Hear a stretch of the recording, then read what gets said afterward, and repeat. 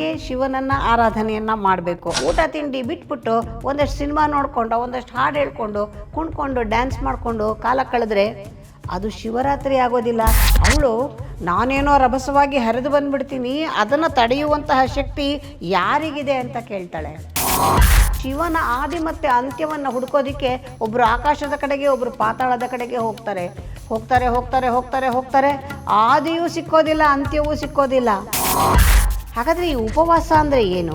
ಇಡೀ ರಾತ್ರಿ ಅವನ ಗಂಟಲನನ್ನು ತಡೆ ಹಿಡಿದು ಆ ಹಾಲ ಒಳಗಡೆ ಹೋಗದೇ ಇರೋ ರೀತಿ ಅವನನ್ನು ರಕ್ಷಿಸಿಕೊಂಡಂತಹ ದಿವಸವೂ ಕೂಡ ಇದೇ ಮಹಾಶಿವರಾತ್ರಿಯ ದಿವಸವಾಗಿತ್ತು.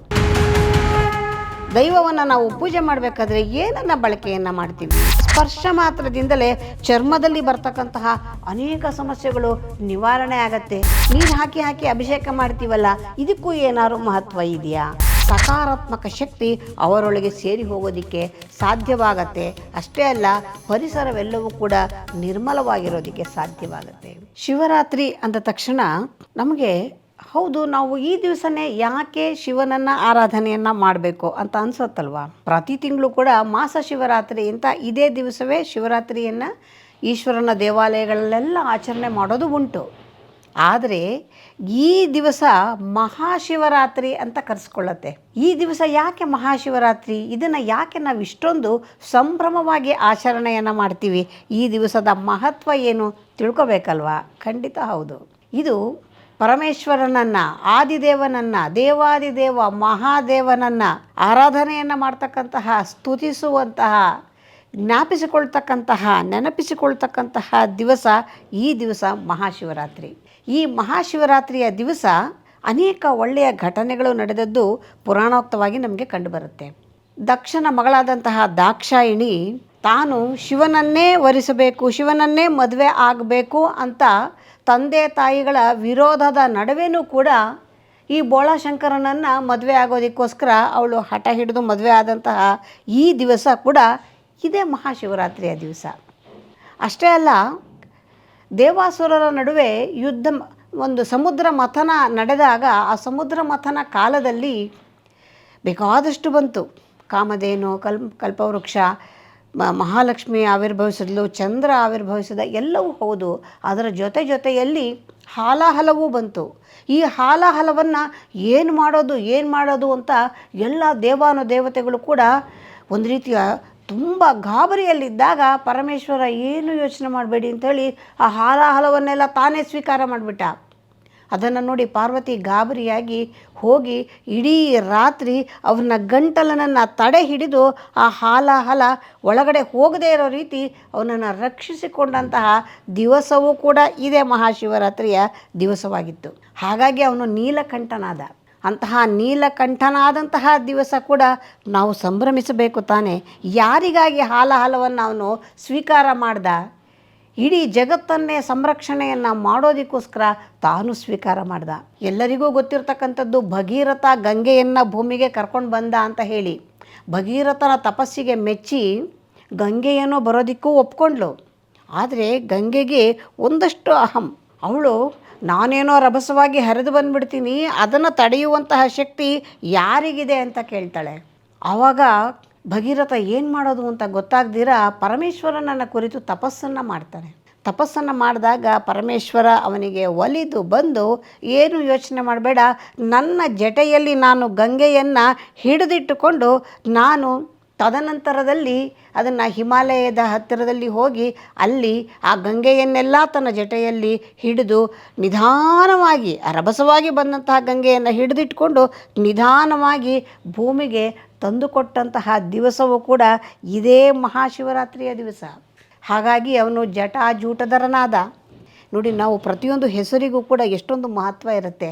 ಆ ಹೆಸರಿನ ಹಿನ್ನೆಲೆಯಲ್ಲಿ ಅದರದ್ದೇ ಆದ ಒಂದು ವಿಶೇಷತೆ ಇರುತ್ತೆ. ಹಾಗಾಗಿ ಜಟಾಜೂಟಧರನಾದಂತಹ ಶಿವನನ್ನು ನಾವು, ನಮಗೆ ಗಂಗೆಯನ್ನು ತಂದು ಕೊಟ್ಟದ್ದಕ್ಕೆ ನಾವು ಈ ದಿವಸವನ್ನು ಸ್ಮರಿಸಬೇಕೋ ಬೇಡವೋ? ಖಂಡಿತ ಬೇಕು. ಇವೆಲ್ಲವೂ ಕೂಡ ಶಿವಪುರಾಣದಲ್ಲಿ ನಮಗೆ ಸಿಕ್ಕುವಂತಹ ಮಾಹಿತಿ. ಇನ್ನು ಲಿಂಗ ಪುರಾಣ ಏನು ಹೇಳುತ್ತೆ? ಬ್ರಹ್ಮ ಮತ್ತು ವಿಷ್ಣು ಇಬ್ಬರು ಕೂಡ ಶಿವನ ಆದಿ ಮತ್ತು ಅಂತ್ಯವನ್ನು ಹುಡ್ಕೋದಕ್ಕೆ ಒಬ್ಬರು ಆಕಾಶದ ಕಡೆಗೆ, ಒಬ್ಬರು ಪಾತಾಳದ ಕಡೆಗೆ ಹೋಗ್ತಾರೆ.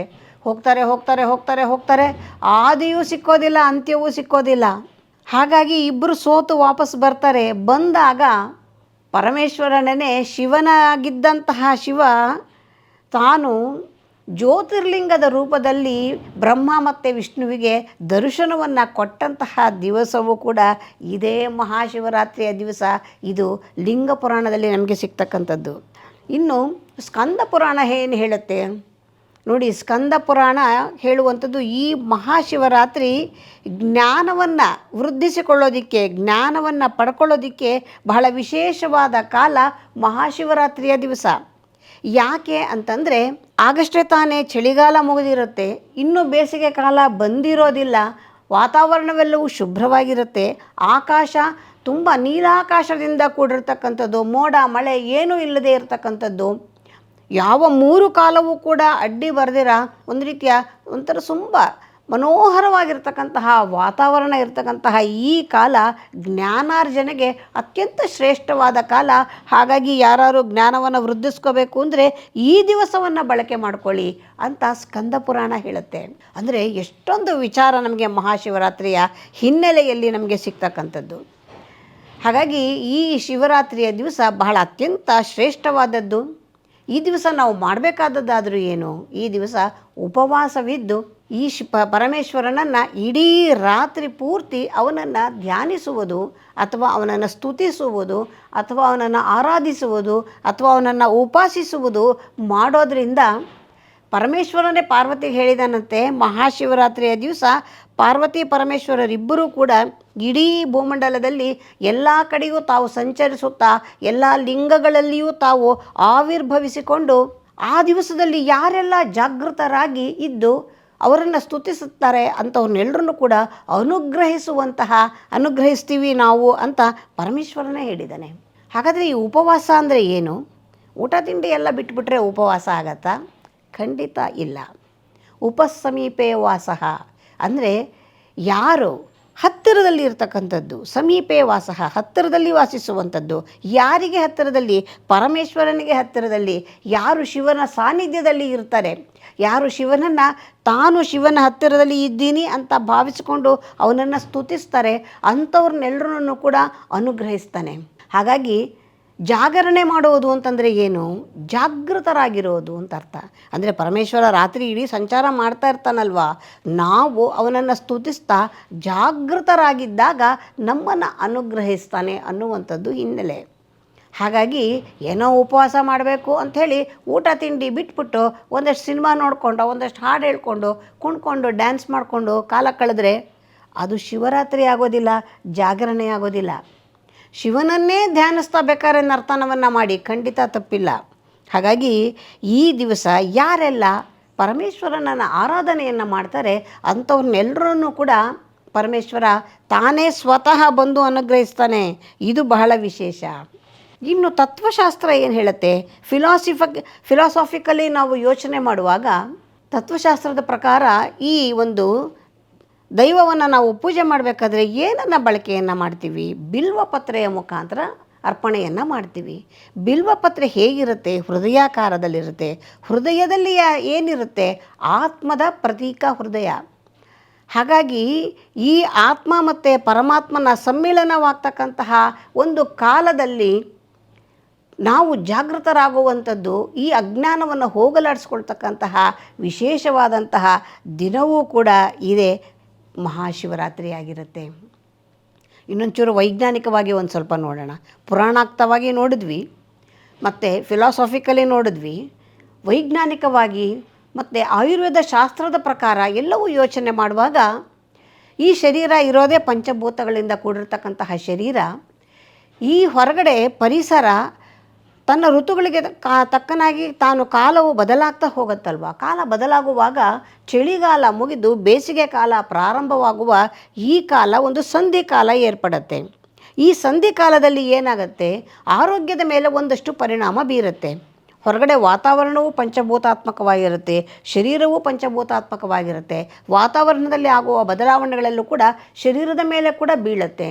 ಇಂತಹ ಸಂದರ್ಭದಲ್ಲಿ ಏನಾಗುತ್ತೆ ನೋಡಿ, ಕೆಲವರಿಗೆ ನೆಗಡಿ, ಕೆಮ್ಮು, ಶೀತ ಎಲ್ಲವೂ ಆಗುವಂಥದ್ದು. ಇನ್ನು ಕೆಲವರಿಗೆ ಚರ್ಮದಲ್ಲಿ ತುರಿಕೆ ಬರ್ತಕ್ಕಂಥದ್ದು, ಚರ್ಮದಲ್ಲಿ ಸಮಸ್ಯೆ ಬರ್ತಕ್ಕಂಥದ್ದು, ಈ ರೀತಿ ಎಲ್ಲ ಆಗುವಂಥದ್ದು.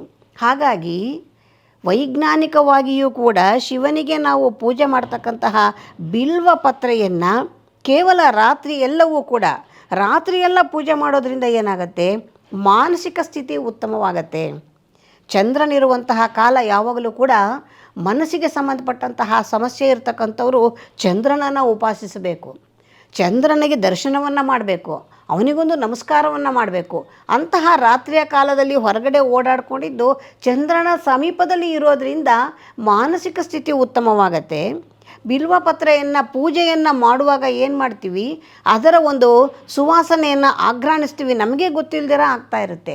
ಅದರಿಂದ ಏನಾಗುತ್ತೆ, ನೆಗಡಿ, ಕೆಮ್ಮು, ಕಫ ಎಲ್ಲವೂ ಹರಣವಾಗತ್ತೆ, ಶ್ವಾಸಕೋಶ ಶುದ್ಧಿಯಾಗತ್ತೆ, ಉಸಿರಾಟದ ಸಮಸ್ಯೆ ಕಡಿಮೆ ಆಗತ್ತೆ. ಬಿಲ್ವಪತ್ರೆಯನ್ನು ಸ್ಪರ್ಶ ಮಾತ್ರದಿಂದಲೇ ಚರ್ಮದಲ್ಲಿ ಬರ್ತಕ್ಕಂತಹ ಅನೇಕ ಸಮಸ್ಯೆಗಳು ನಿವಾರಣೆ ಆಗತ್ತೆ. ಎಷ್ಟು ವಿಶೇಷ ರೀ ನಮ್ಮ ಒಂದು ಹಬ್ಬದಲ್ಲಿ. ಎಲ್ಲ ವಿಚಾರವಾಗಿಯೂ ಕೂಡ ಅದಕ್ಕೆ ಒಂದು ಮಹತ್ವ ಇರುತ್ತೆ. ಸುಮ್ಮನೆ ಹಬ್ಬ ಹರಿದಿನಗಳನ್ನು ಮಾಡಿಲ್ಲ, ಸುಮ್ಮನೆ ಆಚಾರ ವಿಚಾರಗಳನ್ನು ಮಾಡಿಲ್ಲ, ಅದಕ್ಕೆ ತುಂಬ ಹಿನ್ನೆಲೆ ಇರುತ್ತೆ. ನಮಗೆ ಗೊತ್ತಿರೋದು ಒಂದಷ್ಟು, ಗೊತ್ತಿಲ್ಲದೆ ಇರೋದು ಬೆಟ್ಟದಷ್ಟು. ಹಾಗಾಗಿ ನಾವು ಪೂಜೆ ಮಾಡೋದರಿಂದ ನಮ್ಮ ಆರೋಗ್ಯವೂ ವೃದ್ಧಿಯಾಯಿತು, ಶರೀರವೂ ಸ್ವಚ್ಛವಾಯಿತು, ಮನಸ್ಸು ನಿರ್ಮಲವಾಯಿತು, ಮತ್ತು ಶಾಂತಿಯಿಂದ ಪರಮಾತ್ಮನ ಒಂದು ಸೇವೆಯೂ ಆಯಿತು, ಅವನ ಅನುಗ್ರಹಕ್ಕೆ ಪಾತ್ರರಾಗೋದು ಸಾಧ್ಯವಾಯಿತು. ಇಷ್ಟೂ ಕೂಡ ಕೇವಲ ಒಂದು ಶಿವರಾತ್ರಿಯ ಆಚರಣೆಯಿಂದ ಆಗತ್ತೆ. ಇನ್ನು ಹೌದು, ಇದೆಲ್ಲ ಸರಿ, ಲಿಂಗಕ್ಕೆ ನಾವು ನೀರು ಹಾಕಿ ಹಾಕಿ ಅಭಿಷೇಕ ಮಾಡ್ತೀವಲ್ಲ, ಇದಕ್ಕೂ ಏನಾದ್ರು ಮಹತ್ವ ಇದೆಯಾ? ಖಂಡಿತ ಇದೆ. ಈ ಲಿಂಗಗಳು ಸಾಮಾನ್ಯವಾದದ್ದಲ್ಲ, ಇದು ಶಕ್ತಿಯ ಕೇಂದ್ರಗಳು. ಯಾವಾಗ ಈ ಒಂದು ಲಿಂಗದ ಮೇಲೆ ನಾವು ಹೇಳ್ತಕ್ಕಂತಹ ಈ ರುದ್ರ, ಚಮಕ, ಈ ಮಂತ್ರಗಳ ಪಠಣದ ಸಮೇತವಾಗಿ ಮಾಡುವಂತಹ ಜಲಾಭಿಷೇಕದಿಂದ ಮತ್ತಷ್ಟು ಶಕ್ತಿಗಳು ಹೊರಹೊಮ್ಮತ್ತೆ. ಆ ಶಕ್ತಿಗಳು ಹೊರಹೊಮ್ಮುವಾಗ ಆ ವಾತಾವರಣದಲ್ಲಿ ಯಾರೆಲ್ಲ ಇರ್ತಾರೆ ಅವರೆಲ್ಲರಿಗೂ ಕೂಡ ಆತ್ಮಜ್ಞಾನವೂ ಲಭಿಸುತ್ತೆ, ಆರೋಗ್ಯವೂ ಲಭಿಸುತ್ತೆ, ವಿಶೇಷವಾದಂತಹ ಒಂದು ರೀತಿಯ ಸಕಾರಾತ್ಮಕ ಶಕ್ತಿ ಅವರೊಳಗೆ ಸೇರಿ ಹೋಗೋದಕ್ಕೆ ಸಾಧ್ಯವಾಗತ್ತೆ. ಅಷ್ಟೇ ಅಲ್ಲ, ಪರಿಸರವೆಲ್ಲವೂ ಕೂಡ ನಿರ್ಮಲವಾಗಿರೋದಕ್ಕೆ ಸಾಧ್ಯವಾಗತ್ತೆ. ಹಾಗಾಗಿಯೇ ಶಿವಲಿಂಗಗಳಿಗೆ ಜಲಾಭಿಷೇಕ ಮಾಡ್ತಕ್ಕಂಥದ್ದು, ಇದೆಲ್ಲವೂ ಕೂಡ ಬಹಳ ಅರ್ಥವತ್ತಾಗಿ ಮಾಡಿರುವಂತಹ ಹಬ್ಬ ಈ ಮಹಾಶಿವರಾತ್ರಿ. ಇನ್ನು ಕತ್ತಲು, ರಾತ್ರಿ ಹೊತ್ತು ಜಾಗೃತರಾಗಿರೋದು ಅಂತಂದರೆ ಏನು? ಕತ್ತಲು ಅಂತಂದ್ರೇ ಒಂದು ರೀತಿಯ ಅಜ್ಞಾನ ಅಂತ, ಒಂದಷ್ಟು ಅಹಂಕಾರ, ಒಂದಷ್ಟು ಆಲಸಿಕೆ, ಸೋಮಾರಿತನ, ಇವೆಲ್ಲವೂ ಕೂಡ ಕತ್ತಲು ಮತ್ತು ನಿದ್ರೆಯಿಂದ ಆವರಿಸ್ಕೊಂಡಿರುತ್ತೆ. ಯಾವಾಗ ಕತ್ತಲಿನಲ್ಲಿಯೇ ಎಚ್ಚರವಾಗಿರ್ತೀವಿ ಆವಾಗ ಈ ಅಜ್ಞಾನದಿಂದ ಸುಜ್ಞಾನದ ಕಡೆಗೆ ಹೋಗೋದಕ್ಕೆ ಕೂಡ ಮಾರ್ಗವನ್ನು ತೋರಿಸಿಕೊಟ್ಟಂತಾಗತ್ತೆ. ಹಾಗಾಗಿ ನಾವು ಜ್ಞಾನದ ಬೆಳಕನ್ನು ಹೊಂದಬೇಕು ಅಂತಂದರೂ ಕೂಡ ಮಹಾಶಿವರಾತ್ರಿಯ ಆರಾಧನೆ ತುಂಬ ವಿಶೇಷವಾಗಿರ್ತಕ್ಕಂಥದ್ದು. ಅದರಿಂದಾಗಿ ಪ್ರತಿಯೊಬ್ಬರೂ ಕೂಡ ಈ ಮಹಾನ್ ಹಿನ್ನೆಲೆ ಇರತಕ್ಕಂಥ ಶಿವರಾತ್ರಿಯನ್ನು ಆಚರಣೆಯನ್ನು ಮಾಡಬೇಕು, ಶಿವನನ್ನು ಧ್ಯಾನಿಸಬೇಕು, ಪಾರ್ವತಿ ಪರಮೇಶ್ವರರ ಅನುಗ್ರಹಕ್ಕೆ ಪಾತ್ರರಾಗಬೇಕು. ಅಂತಹ ಮಹಾವಿಶೇಷವಾದ ಈ ಶಿವರಾತ್ರಿಯನ್ನು ಎಲ್ಲರೂ, ಪಾರ್ವತಿ ಪರಮೇಶ್ವರರ ಮದುವೆ ಆದ ದಿವಸ ಅಂದರೆ ಸಂಭ್ರಮಾಚರಣೆ ಬೇಕೋ ಬೇಡವೋ? ನಮ್ಮ ಮದುವೆಗಳು ಲೌಕಿಕವಾಗಿ ಯೋಚನೆ ಮಾಡುವಾಗ ಪ್ರತಿಯೊಬ್ಬರು ಅವರ ಮದುವೆ ಆದ ದಿವಸವನ್ನು ಎಷ್ಟೊಂದು ಸಂಭ್ರಮಿಸ್ತೀವಿ. ಅಂಥದ್ರಲ್ಲಿ ಭಗವಂತನಾದಂತಹ ಪರಮೇಶ್ವರನ ಕಲ್ಯಾಣವಾದಂತಹ ಈ ದಿವಸ ಎಲ್ಲರಿಗೂ ಕಲ್ಯಾಣ ಉಂಟಾಗಲಿ ಅನ್ನುವ ಅರ್ಥದಿಂದ ಎಲ್ಲರೂ ಸಂಭ್ರಮದಿಂದ ಈ ಹಬ್ಬವನ್ನು ಆಚರಣೆ ಮಾಡೋಣ. ಆಚರಣೆ ಮಾಡೋದ್ರಿಂದ ಎಲ್ಲರಿಗೂ ಕೂಡ ಖಂಡಿತವಾಗಿಯೂ ಕೂಡ ಪರಮೇಶ್ವರನ ಅನುಗ್ರಹ ಆಗತ್ತೆ. ಎಲ್ಲರಿಗೂ ಒಳ್ಳೆಯದಾಗಲಿ ಅಂತ ಮತ್ತೊಮ್ಮೆ ಹೇಳ್ತಾ, ಧರ್ಮವಾಹಿನಿ ಚಾನಲ್ ಇದು, ಆ ಹೆಸರೇ ಹೇಳುತ್ತೀರಿ, ಧರ್ಮವಾಹಿನಿ, ಧರ್ಮಕ್ಕೆ ಸಂಬಂಧಪಟ್ಟಂತಹ ವಿಷಯಗಳನ್ನು ನಾವು ನಿಮಗೆ ಸಮರ್ಪಣೆಯನ್ನು ಮಾಡ್ತೀವಿ ಅಂತ. ಇಂತಹ ಚಾನಲ್ನ ನೀವು ನೋಡಬೇಕು ತಾನೇ. ಇಂತಹ ಅನೇಕ ವಿಶೇಷವಾದಂತಹ ವಿಚಾರಗಳನ್ನು ತಂದುಕೊಡುತ್ತೆ ಈ ಧರ್ಮವಾಹಿನಿ. ಪ್ರತಿಯೊಬ್ಬರು ಕೂಡ ಮರೀದಿರ ಚಾನಲನ್ನು ನೋಡೋದಷ್ಟೇ ಅಲ್ಲ, ಸಬ್ಸ್ಕ್ರೈಬ್ ಮಾಡ್ಕೊಳ್ಳಿ. ಇದರಿಂದಾಗಿ ನಿಮಗೆ ಇಂತಹ ವಿಶೇಷವಾದ ವಿಚಾರಗಳು ಮತ್ತೆ ಮತ್ತೆ ಹೊಸ ಹೊಸ ವಿಚಾರಗಳು ಸಿಗ್ತಾ ಹೋಗುತ್ತೆ.